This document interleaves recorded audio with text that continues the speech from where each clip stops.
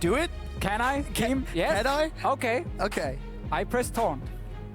And there you go. It's tough, dude. It's tough. I mean... It's like, you know, back in the days when supports would only play Nunu. It's like super difficult to play Nunu support. Like, where's my AD carry? Blood bar. Yeah, boys. All right, just channel ulti in the middle of everything, and I'm playing Nunu. We're LCS now. Well, Splyce and H2K in to pick some bans. Tactical Neck has returned after I called out Yamata Cannon yesterday for not wearing it. I think it's always day 2. He brings. Is it? We'll have to see. I mean, I feel like we have a lot of ideas around this turtleneck here. Yeah. Like, it was also undefeated at some point, I think. Yeah, they didn't last very long, did it? No, then it lost the game. But anyway, for some reason, Splyce hates Vander, and they decide to ban away his champions. Well, that's not a big surprise. Vander has played a number of champions. Janna 3 times, Alistar 3 times. But see what he defaults to. Quinn. He can just take from the table Thresh as well. I mean, he can technically just take Thresh in the first rotation if he wants. I don't think that's a first pick for Splyce at all. Well, we know Kallista's been spammed in solo queue by Forgiven. I believe he's got an 83% win ratio when I last looked. He played Sivir yesterday, much to many old school viewers' surprise. And Forgiven was very happy about that. He felt like Sivir is his kind of champion. He's a team player, he's a utility player. So we saw him smiling after, and then probably apologized on Twitter for putting Forgiven, one of the greatest AD carries we have, on Sivir. Wow, you're so salty about like successful champions. No. I always liked Sivir. Last year, we were always calling out Forgiven for not playing it. Oh, I remember. Until he picked it up on Gambit. And they lost some games, but doesn't matter. He was expanding his champion pool. We'll see if he's going to do a similar situation today, because yesterday, H2K were blue side. They first picked the Corki. It's been stolen away. Yeah. And after all of our ramble, all of our excitement, it's going to be a Lucian Nidalee, but Jankos is going to be exceptionally happy because that champion is almost perma-banned. Yeah, a lot of players are still saying if Nidalee's open, something has gone wrong in the ban phase.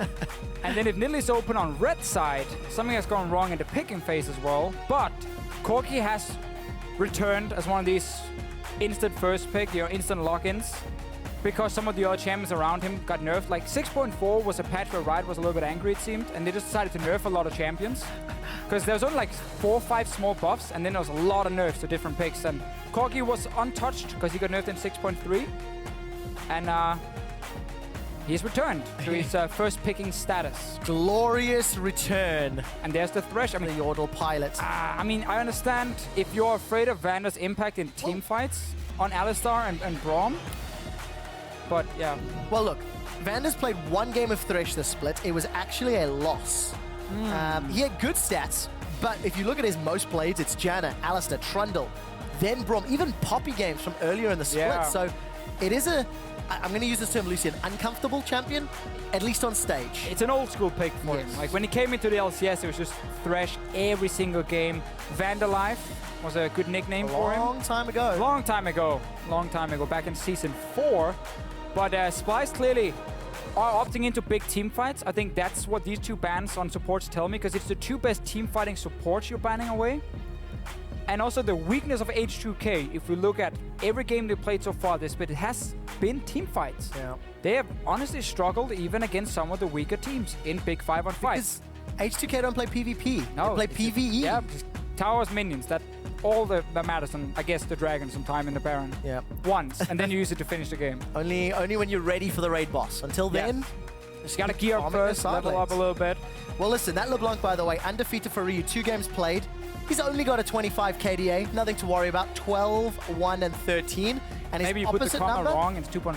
Sencux has said, let's throw down, and he's opted into the Zed v LeBlanc matchup. Oh, this is one of the matchups I like to see in Europe. We have so many of these assassin players in the mid lane, and this is such a nice skill matchup, but it is in favor of Zed. Because when you play Zed into LeBlanc, not only can you out-trade her early on and get the push going, you also force her to itemize early arm guard, which actually sets her behind quite a bit, and even early hourglass, so it really delays LeBlanc's mid-game spikes quite a bit by picking Zed. But again, Splyce with the 3 first picks, it was very teamfight focused. They used the Nautilus as a flex pick here, put it down support, and take Fiora top. So it's become a split pushing composition that was originally built as a team fighting comp with Corki Nautilus in there. We'll see how Splyce play out the lanes once they get into the game. But for Sencux, we heard Stress talking about him right at the beginning of the show, contrasting Sencux and Perks' performance in the spring split. Sencux has opted into the skill matchup against one of the best mid laners that League has ever seen, Ryu. And Odoamne is on your favorite champion, your flavor of the month, Deficio. I will only have positive things to say about Rammus today. I think you're lying. I think you're lying. I'm gonna call you out. It is a very good pick here against so much physical damage on the side of Splyce. Remember, Corki does do a lot of magic damage, but he's now Corki AD carry, so it doesn't spike as hard as in mid lane because you don't get the same levels coming in. So against the Zed, I mean, Zed is never gonna kill Odoamne in the late game, ever. Wunderwear, we've seen this matchup before. Very snowbally. If you get a few ganks on Rammus, Fiora can actually take over and become a super strong split pusher. Otherwise, it takes a bit of time. You gotta build up some lifesteal, get a few items under your belt, and you become split pushing. So H2K, a lot of pick potential, you know. Single target CC from both Vander and Odoamne, pick potential from Ryu. Lucian is one of the greatest AD carries in these skirmish comps, can kind of dance around and do a lot of other AD carries. So we got split push against pick comp. And we'll have to see who can execute their team comp and play to their team compositions, win conditions more accurately. I like the buzzwords. If you think it will be Splyce pulling out the map pressure, jump onto Twitter and let us know using hashtag SPYWin. And if you think it will be H2K and their pick-powered composition, will it be hashtag H2KWin? You guys jump onto Twitter and let us know, because we're about to jump into game. The second to last game here in week 8. Lane swaps, are we expecting head-to-heads? Do you want to go Fiora Lucian into Nidalee Rammus? There's a good chance Splyce will say, you know what, boys, let's lane swap. Not only do you have the weaker 2v2 lane in terms of players, also in terms of matchup, even though, I mean, Nautilus does do well in the early game because he has so high base damage. So if they want to try and gamble on Kobbe and Nisbeth surviving 2v2, they can take it to put Fiora in the solo lane. But again, you need Kobbe and Nisbeth then to perform. We've seen them struggle in the laning phase 2v2 before, and against Forgiven and Vander, one of the absolute strongest 2v2 lanes we have in the entire West. So we do see them set up for a lane swap, as mentioned. Kind of expected. Yeah, not too surprising. Not many people will want to throw down with Forgiven and Vander, especially with that sort of lane setup. H2K do a exploratory invade. Don't spot anybody out. Don't actually even leave too many wards. No, going for picnic. Vander and Forgiven together. Forgot to bring the food though. Unless it's in the lantern. Maybe they're going to be feeding off Splyce. You got to take that analogy one step further. Yeah. All right. Let's see if they can get some Trashy or some trash. No, you see, now you've killed it. Now you've taken it too far. I know, I tried. I just want you to accept me, Trevor, that's all. One step is all I'm willing to accept, Deficio. Vander and Forgiven, as we said, they're hungry for some juicy Splyce blood. Trashy's forced to flash. Exhaust goes down on Wunderwear. He's holding on to his flash, a lunge away. Vander's going to continue chasing, and they get flash from Trashy in exchange for exhaust on Vander. And we see one of these situations again where one team is invading very aggressively with their dual lane, the other team does not. It's only Nisbeth walking in on top side, meaning H2K does not get forced away. They get to do their one camp and then move to the bottom side. They get the double buff and everything is back to normal. And then, ladies and gentlemen, it's all about the tempo, your favorite word when we're in lane swaps. How quickly can teams get to that first tower? Which wave do they push on? Is it the second wave? Is it the third wave? For now, Splyce is doing all right. They're just delaying when the top lane is here. That's also what happens when you get delayed on first camp. You often get a little bit slower to the top lane, but it's going to be even out here. It's going to be super evenly matched. All right, so close as close can be. Trashy's invading into the top quadrant, replacing control. Jankos will be able to do the same down bottom, but we're busy watching the wave. Splyce community wave just thinning out. A few things. Obviously, Wunderwear was top a little bit faster, and also Fiora does well with pushing in these towers here once she gets level 2. And at the same time, Forgiven also spent quite a lot of time on actually trying to last hit a few minions. So he didn't get fully, or the maximum mortal attacks on tower. That does slow it down a little bit.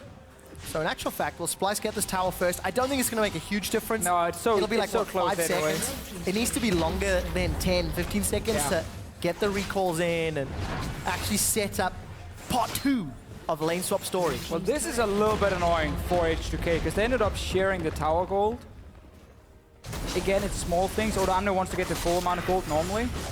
Even greedy Vander wanted some gold here because they just had to finish tower as fast as possible. So they are behind now. It actually will matter because it ended up becoming at least 10, 12 seconds.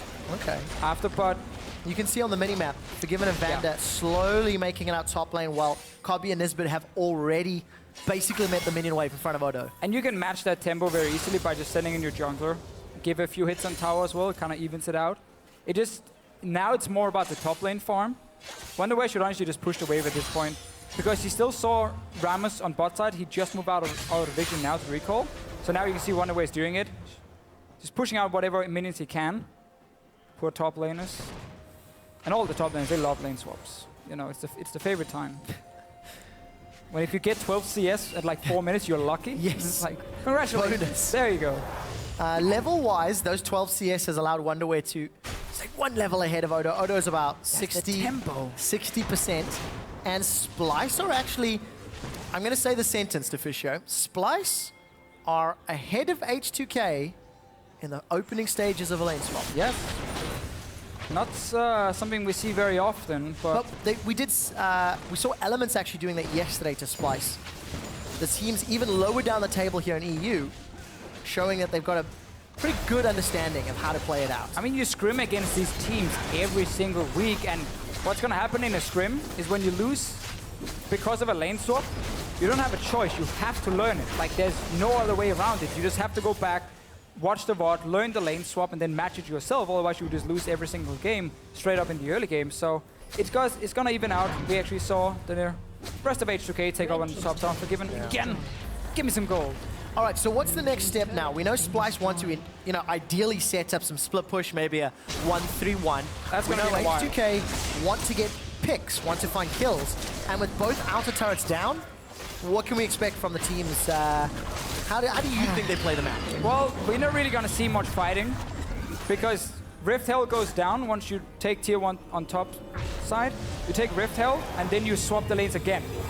So you return to the bottom side with your AD carry support and jungler, who's going to have the Rift Hell buff, and you push for enemy tier 2. On top side, the other team is going to mirror exactly the same thing. But even though you have Rift Hell, because Splyce were ahead in taking down towers, they can evenly match it now, and also take the tier 2 top tower. So both teams are probably just going to trade here, tower for tower. Okay. And the fighting will have to wait. But one thing we haven't looked at is actually the mid lane. Oh, you just got ahead of me. I'm the new play-by-play here. Okay, right. Look at me, Trevor. Right. I'm the play-by-play now. Ryu is ahead in CS, Trevor. What's going on? Well, Sencux, we've not watched it, but we can only presume that he's fallen behind. He's taken some non-opportune trades, and Ryu, who is a player you would expect to outperform Sencux, is doing so even in a slightly subpar matchup. Yeah. How'd I do? No, that was pretty spot on. Pretty good? Yeah. I like it. I was trying to be, pretty fair there. No, I think you're correct. Odoamne getting dove. Ports out. This might be a little awkward. Nisbeth, remember, support Nautilus does not have the largest amount of tankiness and is forced to flash away defensively. But H2K, they smell blood in the water. Jankos is chasing forward. He's going to be involved in his 10th first blood in 16 games. Jankos continues to chase down, lines up the javelin toss, just sidestepped by Trashy, and Trashy gets over the wall. H2 what as the crowd are chanting. Jankos is not done yet, swaps back into human form, and a sidestep from Trashy. And Deficio, I said it in the play-by-play, 10 out of the 16 games, Jankos is either secured or assisted in a first blood for H2K. First blood king, man. Always. Funny thing is, Splyce were basically thinking what I was thinking before. Okay, it's going to be standard swap. You go there for enemy tier 2. They were basically seeing that play. So when they saw Odoamne at top side, they're like, oh, we can dive him. Because, normally H2K would be pushing for bot tower here. And that's why they went for the dive. But then realizing, oh, wait, it's only Forgiven on bottom side. There's no one else pushing. Because H2K said, you know what, we don't want to match it. We're behind in the tempo. Let's recall with support and jungle. And then go and defend top. Had Splyce realized that it was only Forgiven on bottom side, they would never have gone for that tower dive. And they would never have given up that first blood. But they were just expecting so much that H2K were just going to mirror the exact play they were making. And then they got surprised. Yeah, putting the blinkers on. Not looking in the side lanes, not looking past the objective right in front of them. And Splyce get punished. They're now 1,400 gold down. Ryu despite having what was a 20 CS advantage, is now down thanks to the roam. He gave up some pressure in the mid lane. And I want to see him reclaim it. But Seeker's arm got picked up, so that itemization that you talked about, somewhat equaled out, I feel. First item, Hex Drinker as well. Sencux paying some respect to Ryu. Sure. I mean, Hex Drinker is the correct item here. The difference is that the Hex Drinker, once you upgrade it, will give you armor penetration, which is great for the Zed. Hourglass is a very expensive first item to aim for, so it really slows down the LeBlanc, and you also don't get any cooldown reduction from it. So it's kind of nice. So look here. Splyce is seeing one member. They're basically saying, okay, they're going to mirror our play on bottom side. And as soon as they engage, you can see how everyone's just saying like, oh, wait a minute. We actually don't want this one. Let's just try and disengage because Vander shows up as well. Flash is now down from Nisbeth and Ryu has come from the bottom side. H2K basically knew by sending in Odoamne first, there's a high chance of a fight starting. And that's why Ryu were roaming as well. And they stopped that push, end up just trading the first 4 towers, and then we get a bit of action. Jankos missing a few skill shots. I prefer Trashy dodged them. That's fair. No, that's fair. I think those 2 that we just caught, he actually dodged. So there is an element of both, right? Is the glass half empty or is the glass half full? It's always the thing, right, when you talk to the players, in case they actually missed a skill shot, they're like, no, no, no, no. I was aiming for the juke. Okay. He just didn't juke, you know. Yeah, if he was a better player, I would have hit him. He would have juked right there, and then I would have hit him. I love hearing that. But as it is also correct often, because you do want to aim your skill shots at where you expect them to sidestep, and then you hit them. Ooh, Kobbe speed boost from the package. Maybe just misinterpreted from Vander, as he had the support of Jankos, and H2K still in control. We're going to have semi-standard lanes, but upside down. Both duos up top and both top laners down bottom. Trashy getting close to sniff for an opportunity. And now we always have to look at TP timers, because when there are no tier 1 towers and side lanes, these big TP plays where you get a TP on a ward behind the enemy team is going to happen so often. It's where Rammus really shines, because you can just taunt that one member. And you can also just taunt the Fiora and gank her. Not a lot of mana. Wunderwear is taking a deceptive amount of damage from Tremors. Odo rolls forward. Very good nice riposte. That will apply a stun, but here comes Jankos. He's leapt forward. That javelin can... Wunderwear! Dodge sideways, man! No, because that's the skill shot juke, you know, from Jankos. Saying like, okay, Wunderwear is going to dodge sideways. Well, he thinks he's going to do that, so I'm going to throw it straight in the face of him. And then he got juked. But a lot of damage from... that was absolute max Rammus. range, by the way, from Jankos with that spear. Couldn't have got more damage. Once again, Trashy's able to dodge, something Wunderwear was unable to. And there's some pressure middle, actually. Both junglers coming in. Odo wants to roll in from behind. He's got a flash available. Sencux was chained in place. And that was an opportunistic javelin toss. But it's always the fun thing when you have these lane swaps that stop at the tier 1 towers, and you just get long lanes, and you get standard laning phase from there. Because ganking is just so effective all of a sudden. And again, also forcing these teleports so you can then make a 4-man play to take a tier 2 tower after. It's gonna happen, but Ryu is having a great time in this mid lane. A lot of the Z players here in Europe definitely say this matchup should not look like this at all for the Z. But that's a testament to Ryu and his abilities. It is. And also I feel... Oh, the hook gets interrupted. Nisbeth ain't no Spider-Man. Throws out the depth charge and it'll knock Jankos up, but it won't slow him down. Vander picks up the kill. Powerball coming in from Odo. He teleported in for this. The javelin finds Trashy as Trashy kicks Odo away. H2K have got a 5-man stack middle, and there's no response from Wunderwear, so pressure on this outer turrets. Another invade from Splyce, something we see very often. They invade into the enemy jungle, and then when in the jungle, everyone kind of leaves each other. They just abandon each other, start running away. Nisbeth basically left, gets caught by Vander, and suddenly another kill, another tower. And it's always these very small mistakes that always snowball into more. Like, so they invade him to get some deep vision. Now the rest of the team is running away. Nisbeth thinks he can just hook onto the wall. Vander says nope, and boom, another kill. Now H2K earn themselves a 3,000 gold lead. You can see them securing the dragon down bottom. Decent enough disengage from Trashy, but this is where things start to get scary for Splyce, because we touched on it at the beginning of the game. Splyce dropped this game, they will be equal in record with Elements, and they have a tied head-to-head at 1-1, which means that 7th spot, we may be in store for a tiebreaker to determine the safety position going into Summer Split. And both teams have very tough schedules next week. We saw their Splyce one, Vitality, and G2 as the teams they're facing, where on the side of Elements, as I'm just trying to go through my brain here, they have and remember, they have Fnatic, and also they play H2K. Yeah. So like right now, H2K is the team standing all the way on top. Splyce and Elements are trying to climb up the wall, and H2K is just standing up there, kind of kicking them in the face and knocking them down again.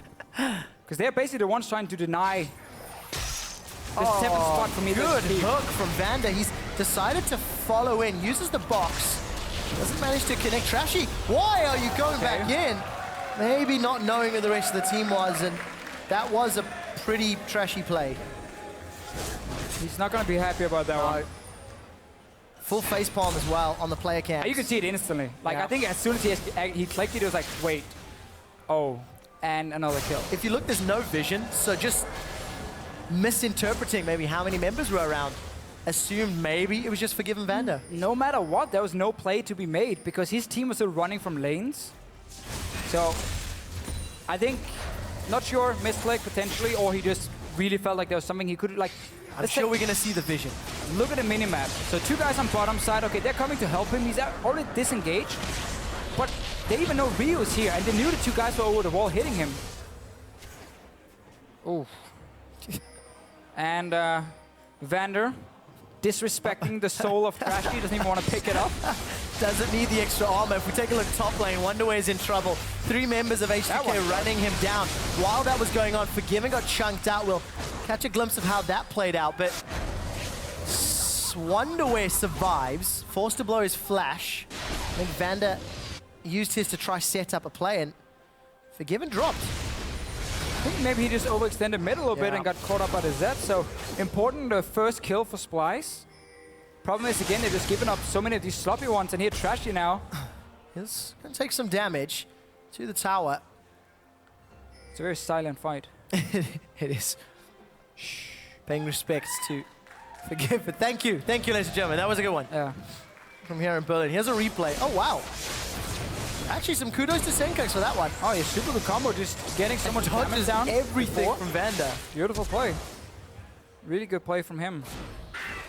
Like, again, Shadow, full combo. Don't pop your ulti yet. Then follow in and also use it to dodge around some of the CC.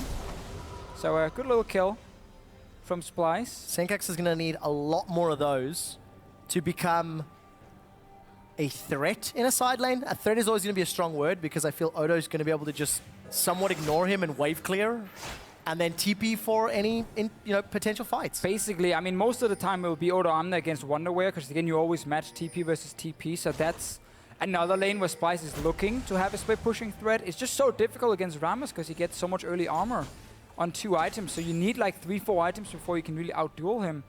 And you don't have that much time. Your Z will lose a lot of impact in the late game when we get QSS coming from Forgiven, and then it becomes tough. So Odo's got around 140 or 150 base armor, and once he throws down his W, the defensive ball curl, that actually goes up to around 240 already at 17 minutes. That is a lot of armor. H2K knock over their 4th tower down bottom lane. Yeah, it's one of those classic plays where now it was supposed to always be a situation where either you had evenly matched lanes or you could always mirror each other. But because the kills have started happening and everyone's a little bit confused on the map of where to be, and there's no TP for Wunderwear, he was stuck bottom lane, which was the lane H2K were pushing with Forgiven. And whenever Forgiven is pushing a lane as the AD carry, you always have jungle support around him. So if there's one guy defending, you go down 3-man jungle support, and you just force him off tower. Because you can always TP in as well if you're top lane, and that's a 4v1. So he's just forced to go back, easy tower for H2K. Nothing Splyce can do in response, and then a 4k gold behind. With this comp that in many, many ways had to win early on, with the Z, Corki mid-game spike as well. Later on in the game, yes, okay, Nidalee won't be the greatest team fighter, but once you get defensive items, Z doesn't have much value in the team fight. And it becomes very difficult to start split pushing if you're falling really far behind on the map, because then whenever you set up a 1v1, the other team is already in position to take something elsewhere and force you away. And that's exactly what H2K is trying to do. Dredgeline almost catches Ryu, but his distortion's able to move away quickly. And We're getting closer to 20 minutes. Gold lead around 4,000. Hourglass completed for Ryu. Roa stacking for Jankos. Thornmail for Odo. Titanic Hydra picked up on the side of Wunderwear. And Triforce picked up for Kobbe. So all of the champions that really sort of want to become enabled are in the activated damage dealing states. But it's H2K with the advantage. They're in control of the map. They're dictating where Splyce have to go, and H2K are making Splyce dance to their beats. And they're getting the deep wards. You can always see when a team is ahead if you look at the river, and you see 3 to 4 pink wards in the river just belonging to one team. Because that means you always can use your green wards placed in dead enemy jungle now, because you have full vision of river already with your pinks. And that, again, you force Splyce to defend in a 1-3-1 composition. It can't defend. It just doesn't work. Zed, it does nothing if he's sitting at his own tower. So H2K is in full control. I like the defensive builds, even the Rod of Ages from Jankos, because you're against so much burst, but really no front line. Support Nautilus is not that great in the late game. Super squishy still. So I just like the fact that H2K is saying we just need to survive the engage, and we can then win the fight right after, because they're all so squishy anyway. Well, seems to be the case. Culling used in conjunction with the Doom's Eve minions. In a turret top, loses about 1/3 of its HP. And now it's like shooting fish in a barrel. Jankos is loading up those javelins. Some pretty weird looking fish. Some polluted water here, definitely. Yeah, one of them is a ninja. That's why Nautilus is wearing that diving outfit. Ah, he's a smart fish. Good fish. Trashy doesn't get caught out. That was the Ghost Blade being used. Sencux is looking for it. Trashy takes out Vander, and Sencux dies for his troubles. The big fight breaks out. Trashy's in retreat, as is Nisbeth. Nisbeth goes down, piercing light, flies across Trashy's face. A flash forward from Forgiven to close it out, and it's a 1-for-3. And the worst part here is that it's actually a good play from Splyce. Like, the start is great. You see 2 members from H2K are moving towards mid lane. Fine, they're now 2 isolated targets. Go in with your Zed, you know, pop that one guy. Problem is, you're already fallen so far behind, and you have no map control, so it's very easy to move from mid lane to the top lane for H2K and just join the fight, get the kills. We're gonna get a 20-minute Baron. This must be the earliest Baron we've seen, all split long, and great analysis there, because we're 20 minutes and 55 seconds in. We'll have to get our stats bender to actually confirm that number. I mean, it must be the earliest one. Oh, 20 seconds, 55. 20 minutes, 55 seconds is when it was secured. We'll confirm those numbers now. Sencux goes all in for Vander, but look at the minimap. The response from H2K to just collapse. Again, you are pushed back to your towers. You will always move later than the people who's pushing you into the tower, because you have to take the long route around. Wunderwear in the end couldn't straight run through the jungle, so he had to wait. Then H2K left, and he's like, all right, fine, now I can go through the jungle, and oh, my team's dead. So there's very little he can do. Deficio. We were talking about shooting fish in a barrel. You reminded me of a joke which I want to tell you. Off the Wunderwear. Great hook. Vander just catches Wunderwear. Wunderwear's going to take H2K on a bit of a tour before he goes down. Really, that was just inevitable from H2K. So you ready for the joke? Yeah, tell me the joke. Deficio, there's 2 fish in a tank. One says, you drive. The other says, I'll shoot. All right, we'll get back to our regular schedule programming. Really bad joke. H2K Did you get that one from the dad or something? Starts sieging up the mid inner turret. Oh, what a hook! Vander finds Kobbe, and maybe Vander life is back. Oh, great prediction. And it's blowing the minds of the people here in Berlin. We've seen it a few times already. This guy's head must really hurt by now. Not over yet. H2K, 10,000 gold up. The Baron play, that plus 3,000 gold, is the additional gold they've earned more than their opponents, while Baron is up. That's growing even bigger. As H2K take down their first inhibitor with the first secured Baron, inhibitor and Baron together. All right, Odoamne's trying to get away. Another great dense sentence. Vander just sets Ryu up to knock Wunderwear down. Are you having trouble understanding the joke? No, I'm just trying to find out if you actually said it correctly. I'm reading there's a lot of different ways you could say that joke, apparently. There's another edition of it. 2 fish are in a tank, and one turns to the other and says, do you know how to drive this thing? See, that's a different variation, but that's spelling out the answer. I like it. Another fight, gentlemen. As Odo's on the front line, tremors are aplenty. They take down Nisbeth. H2K peel away, and in the 2.5 minutes of Baron, they have destroyed Splyce's base. Look at this death sentence from Vander. Kobbe, he even had flash available and decided not to use it. You know it's Vander live in this game. Second game only plays the Thresh today. This year. Also the first time he plays it today. Also? Yeah, it is. But H2K, full control. Really like hearing team chants from the audience here as H2K are building up an ever-growing fan base.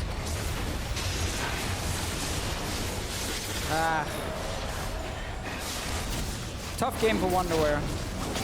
Not 100% his own fault. He's been ganked quite a bit in the side lanes, but... Oh, bye, Ryu. No, maybe not. Sencux is going to actually back away. Ryu stays alive thanks to that hourglass. A flash from Sencux to dodge the death sentence. That was a dodge.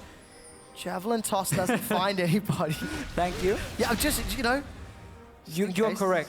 Yeah, because remember you said it. You are the play-by-play now, so I've got to help out a little. I'll never be able to do that, but I'll try. Odoamne is a bit of a drive-by here. What's he doing? Not a whole lot. So, smack into a minion. Deficio. Tell me it's the earliest Baron. I have an update for you. Say it. No, you're wrong. Well, I'll tell you why you're wrong in a second, because Ryu, another death sentence, catches Nisbeth out, flashes away, throws down the mine. That will at least slow down Ryu, but do not much else. Super minions already pouring through onto the Nexus turrets. H2K have got themselves 2 kills, turn their attention over to the Nexus. Ryu's ghost is taking some damage as Forgiven starts hammering away on the Nexus turrets. A double dash forward from Ryu takes a big burst from Kobbe, for he's forced away, and H2K take down Splyce convincingly and maintain a hold of first place in the European LCS. Not yet. Oh, it still counts. It'll finish shortly. Now they've done it. Yeah. Get some funky techno music in here.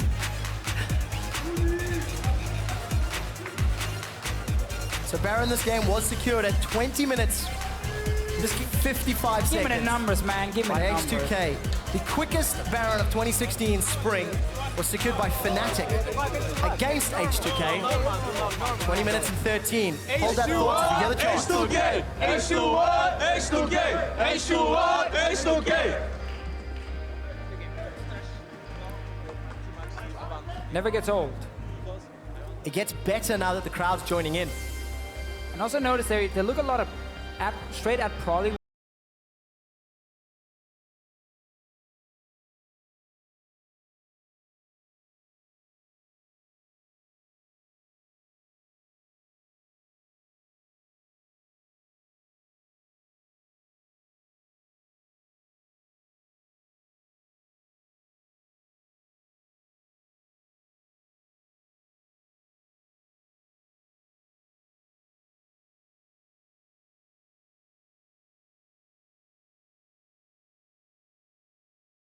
Took down that top 6 team in Unicorns of Love earlier today, so now they're tied. Big smiles and talking about the game between Prolly and Vander. Vander made that Thresh look easy. Focus face from Forgiven. Again, still playing some PvE. Doing what is required on H2K. Basically, yeah. Yep. Lane swap slightly behind in the tempo, just so we can say it again. Tempo. Didn't really matter a whole lot because they just evened it out by going up and defending, where Splyce were diving and they ended up dying for it, and it's dead even from there. And then it was honestly just start picking people off in the side lanes. It's what we're starting to see. You know, there's that sort of early game script of if X then Y, if A then B in lane swaps. More teams are grasping those principles. But as we saw yesterday, as we saw today, once you break out of that mold, once you get closer to roaming and the unprepared nature, the teams with the better macro, the teams with the better shot calling work out. I think that's a big one. When you do the unexpected, normally a team would be able to adapt, but it goes so fast all of a sudden, and the other team just knows exactly what to do, you know, a few steps ahead of you. And then you're always on the back foot from there. And it is a big difference. It's something H2K has done well for 2 years running now. They've more or less innovated in many ways like the Western lane swap all the way back last year in the start of Spring Split, when they came in and got Kissing, and we basically praised them so much for lane swapping and the way they were doing it and perfecting it. And obviously Splyce, as we said, it's not the game you expect to win. It's just so annoying if you have to sit and watch every Elements game now and say, oh, we need them to lose. Yes. Because otherwise they're going to get ahead of us. There are two things that have happened with this result. First and foremost is the fact that H2K and G2 are still tied in win-loss record, and they are tied in head-to-head. So when it comes to first and second seeding, Another tiebreaker. And with the fact that Splyce lost, they are tied in head-to-head at 5 wins, 11 losses with Elements. And their head-to-head's 1-1. So you've got these tiebreakers for very different reasons. H2K and G2 potentially on course for a tiebreaker to see which side of the bracket you go. And for Elements and Splyce, it's a matter of playing for your lives without the promotion tournament. So we'll have to see. There's still another week of games for these two teams. For now, we're going to head to the analyst desk to talk about